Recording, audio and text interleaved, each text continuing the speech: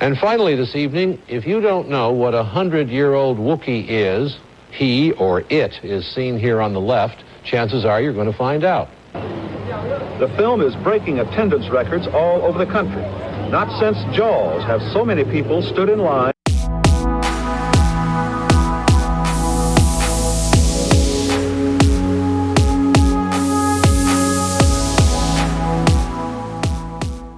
Before we start, don't forget to check out our official shop at shopq2cast.com, where you can get an additional 15% off your purchase for a limited time only. Use the promo code TREAT15 at checkout. Proceeds goes to help independent content here on Q2Cast TV. That's shopq2cast.com. The promo code is TREAT15. And thank you. Well, Zane back in again here on Man with the Show. Well, let me tell you, there is not a day that there is a story out from Disney. I mean, it's like Clownfish TV says, it's dismal Disney. You know, this is a company that's falling apart in many different ways. And it's coming from all over, from theme parks to their stores to their productions, their movies, TV series, even their streaming site. Their streaming starting to see little issues that are coming on, especially in the subscribership. But today we are going to take a little discussion on the fate of Star Wars in a bit, and some situations where basically someone has finally spoke out, someone we did not expect, but it's kind of nice to see that this is happening. You know, back when I was about 10 years old, my mom took me to see a movie down on Broadway. And that movie was really good. It was, I mean, I was excited. Me and my brother went, and we had a really good time. And it was a great adventure. And that movie was Star Wars. Something I have not seen before. I mean, I've seen many science fiction TV series and shows. You know, Star Trek was another one of my favorites at that time. And there were many other shows that were on there. I mean, the last big movie, I'm trying to remember the last big movie I saw before this. I think it was Jaws. Was Jaws out before that? And, you know, I did see Jaws in the same era. That one gave me nightmares. But through the years, you know, you had the three initial movies, you know, Star Wars, Empire Strikes Back, Jedi, which Empire I still consider my number one movie as far as the Star Wars verse. You can call it Star Wars verse, whatever you want to call it. And, you know, the prequels came out, and they were okay, you know, on there. And then we started to see the different changes start to come across it as the franchise was sold over to Disney. Rogue One, I did enjoy. There's some things that were in there that I could question. You know, wasn't perfect, but it was still a good movie. But then they started going through the sequel series. You know, I thought maybe with Clone Wars, how good Clone Wars, that would transfer over to the movies, and we would get a really good sequel of movies. Boy, was I wrong. Boy, was I really wrong on that. And how bad this movie was. How, you know, just, and many YouTubers and myself have said, this is not Star Wars. This is not the writings. This is not the one. The Force is not female. And, you know, honestly, when they tell you we need to break, and I said this many times on many other videos, that they need to break the glass ceiling on all this activism that they're doing. They're lying to you. They are straight out lying to you. Do you know why they're lying to you? Because most of what they want to put in movies has been in place in movies for decades. You know, like how they push Shang-Chi being the Asian American and all that. He's half Canadian anyway. But yet we've had Bruce Lee, Jackie Chan films, and so on and so on and so on. There's been tons of Asian films throughout. And they had Black Panther, same situation. You've had Blade. You've had many other. Mantis, another one on there. Luke Cage. This is the stupidity that they put you through, and try to push this propaganda. And it is propaganda. If you look into the perspective of how they've just really butchered these movies, it is propaganda. Now, there is a novel that just came out, and I believe it came out recently. It's by J.W. Rinsler. It's Howard Kajani, A Producer's Life. It's available now. You can get that out, I think, on Amazon and all that, And basically, there is a foreword by Marcia Lucas. Now, if you're lost in the woods there and who Marcia Lucas is the ex-wife of George Lucas. And you may ask yourself, well, what involvement did she have, the situation? Well, Marcia was involved was one of the editors in the Star Wars original trilogy. She's a good editor. And see, this is what we say, broken the glass ceiling long ago. She's done, not only that she's worked on the Star Wars movies, she's worked on American Graffiti. She's worked on a movie called Alice Doesn't Live Here Anymore. She's worked on New York with De Niro, Taxi Driver, The Candidate, THX 1138, great film. Medium Cool, The Rain People, The New Cinema.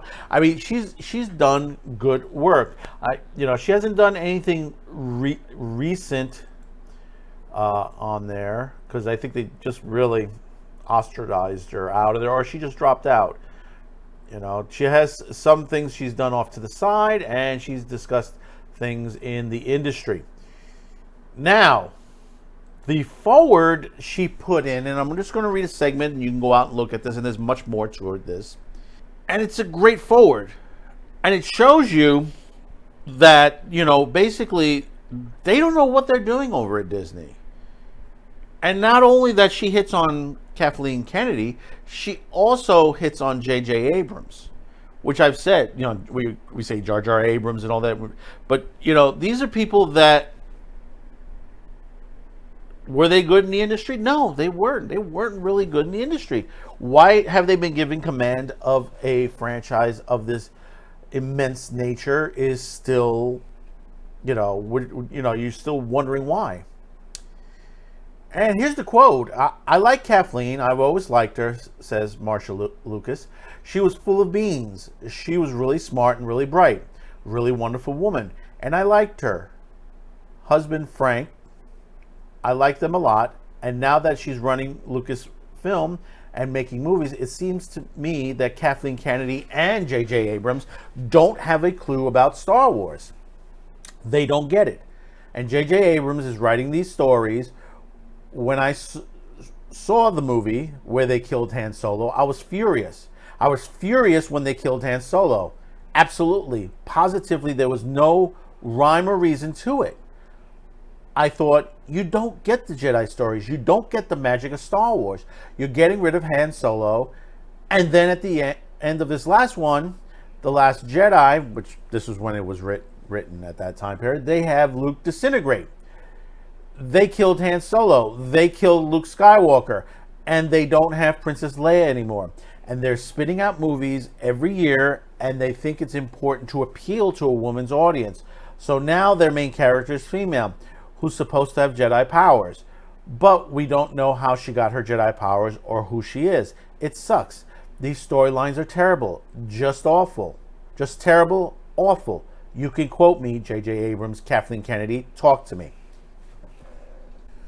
You could see how upset she is when she wrote this. And this is the same sentiment that fans throughout have said, constantly. Whether it's the Phantom Menace, the YouTubers, people online, Reddit, Twitter, we've said the same thing every time. You don't know Star Wars. You're just literally shitting this out of your butt and not realizing what you're doing. Now, people say, well, Star Wars was made for the boys and for the guys and stuff like that, but we need to put women. There's a small amount of women that like Star Wars. You can't push people to like something if they're never going to like it. No matter how many characters you switch, how many race swap, gender swap, LGBTQ swap, you can't continue to do this. You're not going to gain their fame or attention. That is the stupidity of what you're doing. You had for Disney, they had the chance to make a great 3 continuation movies that could have fetched them much more money in the pockets. Oh, they made money. Of course they made money. They made money in many different places. But you know where you have to look? Look at the merchandising. Look at the merchandise itself. How's it doing? You don't even hardly see it. Most of the merchandise that's out there is the older stuff. And now you're trying to rip that apart. You've already tried to change. You're changing the name of Slave One. You're changing this. You're changing that. You're trying to get rid of everything. See, Clone Wars is a perfect example. You created a new character. You created a new character in Clone Wars by the name of Ahsoka Tano. Guess what? Everybody accepted it. Most people, the fans accepted it. She was a great character. At first, we were like, well, but we grew with the character. And her character in the series has grown to the point where we have her in a live action TV series, The Mandalorian. Now, what her series is going to look like is, I think there's going to be an issue, because we're already seeing issues with The Mandalorian. And you look at how they just want to push this toward people. And they're like, well, we didn't make it for you. We didn't make this for you. Who the fuck did you make it for? Really, honestly. I saw this when I was 10 years old, the original movie. And I went to every movie after that, with the exception of the last 3 movies. The last 3 movies, I did not go. When Clone Wars started, I enjoyed Clone Wars. When it ended the way it did, I was upset to the situation. I was glad they brought it back and finished the last season, when they were able to. Rebels was okay. I did like some of the storylines to it, but they need to finish it, and they need to finish it right. But they're not going to. They're not going to. Everything they're going to put out now is just all this activist crap that they continue to bring to you day in, day out. Look at the other half of the Disney company in the movies. They are taking their classics, rebooting them, and gender swapping them. We already saw last week's video, Flight of the Navigator, that they're going to female-centric the movie. Why? It is a classic movie. How about, let me give you an idea. How about restoring them, touching them up a bit, and re-releasing it in the theaters? Because guess what? Guess what? You made more money with Empire Strikes Back playing in drive-ins during the pandemic in 2020. Classic films were making money. Back to the Future, Empire Strikes Back. They were all making money last year. You could do it again. There is a time. See, the thing about it is, everybody, if you're in the New York area, here's one big thing about the New York area. We have a couple of small movie theaters, the Angelica, the IFC Theater. Some of those play some of the classic films, some of the old stuff, the noir, the black and whites, the silence, all those films out there. You might find a couple theaters throughout the country that might do the same, but that is missing out. That is totally missing out. And those theaters the ones that are playing these classics do make money. They do make money. I've spoken to some of these theater owners. When they bring back a classic film into their theaters and they say, yeah, we made some money. Not big money, but we made some money. People will pay money to see the classics, the original classics in the theaters. For you to take the movie to erase the history behind it, and this is what it is, an erasure of history. There's another film coming out by Guillermo del Toro. It's called Nightmare Alley. They just finished completely filming. The trailers are already happening. It looks good. But most people don't realize is that this movie is based on the 1947 movie by the same name, starring Tyrone Powell, Joan Blondell, and Colleen Gray. Not the most perfect film in the world, and that's because of the Hays Code, but it's very good. It is a good film to watch. It's a good premise. It's a good script. It's based on a book. I think what it is, Hollywood didn't like the ending to it, and they changed the ending somewhat versus the book, I believe. I haven't seen this movie at all, but this is what I've heard from a couple of other people and one or two YouTubers who have discussed this issue. But one YouTuber said, I hope they don't erase the 47 Nightmare Alley with this new version.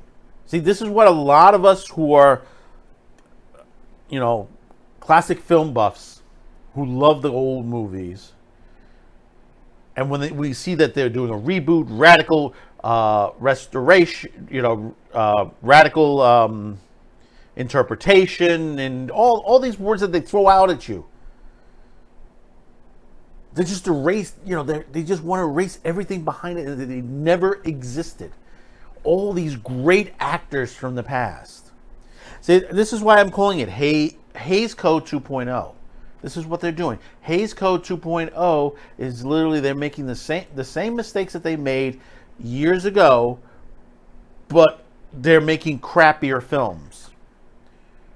See, at least the directors and some of the writers back during the Hays Code did their best, and they did create some good films.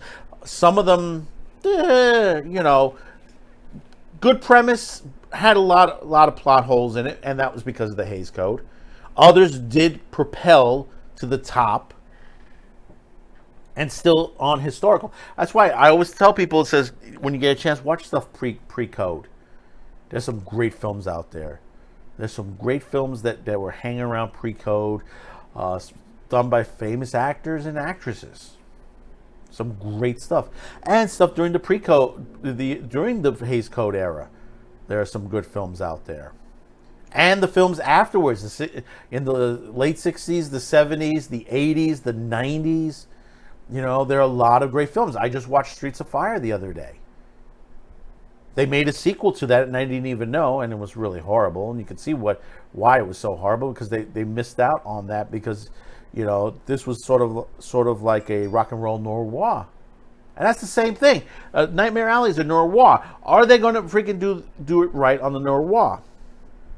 They've made noirs within the last couple of decades. Good films. Live and Die in L.A. If you haven't seen our Saturday pre-flight episode of that, do watch it. William Friedkin, one of the great directors who did The French Connection, did this one too. People don't talk about To Live and Die in L.A., and it's a beautiful movie. It's beautifully done from an artistic point of view and a noir perspective.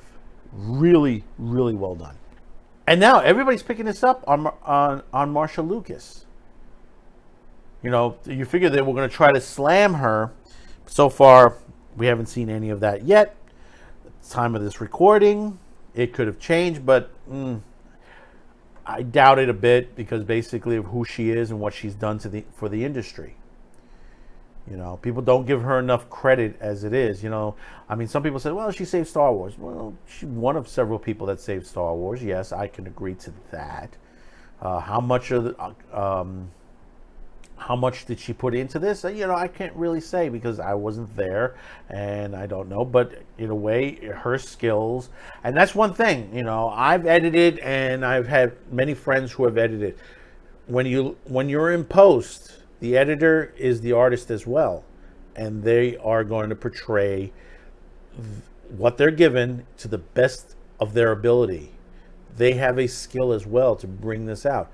You know, a friend of mine does the trailer. He does restorations on the trailers. He edits them and brings them back to life. You know, for classic films that end up going to Criterion, that goes some stuff from Toho and other companies overseas, and they end up at places like the IFC Center in Manhattan. So we reached this part of the video. Thank you for tuning in. Don't forget to hit that like, subscribe, share this video. Also our shop q2cast.com is running a sale right now. If you hit the promo code at checkout TREAT15, you'll get an additional 15% off your purchase, especially now that we have our anime shirt. That's right, we got a little anime girl, man with the show anime girl there for you. So do check it out. We will see you on the next one. Don't forget to check out Saturday Pre-Flight every Friday, 10 p.m. Eastern, 7 Pacific, on your social media platforms, YouTube, BitChute, and later on Odyssey. And we'll see you on the next video. Bye-bye now. A cowboy movie set in space. That's Star Wars. It's old-fashioned, escapist entertainment, pure and simple, with no moral, no message. And it appears this is what just about everybody in the country is in the mood for. Douglas Kiker, NBC News, Washington. It's a never-ending visual delight. I think it's a movie that will last for years. Yeah, the only thing I'm worried about is it's so successful and so mindless fun that I hope Hollywood doesn't forget that there are people who like to see serious pictures, too.